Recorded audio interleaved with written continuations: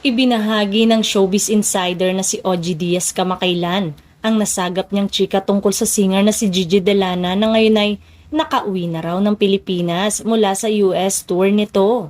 Sinabi ni OG na gusto raw sanang lumabas ni Gigi sa telebisyon ngunit tila may pumipigil daw. Ang chika noong una ay nag-breach daw ng contract sa Star Magic si Gigi, nagsarili.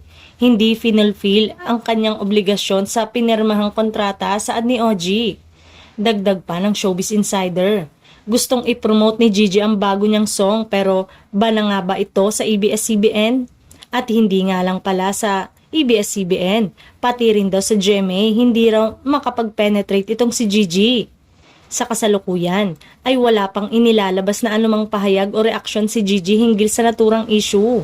Kaya sana hiling ni OG, mabigyang lina daw ito ni Gigi dahil madali naman daw kausap ang ABS-CBN sa kontrata. Sana daw ay makipag-usap siya ng maayos sa ABS-CBN dahil parang tumakas na lang ito sa kontrata na iniwan sa ABS-CBN. Matatandaang nawalan si Gigi ng ina noong May habang may ginagawang international show sa Canada.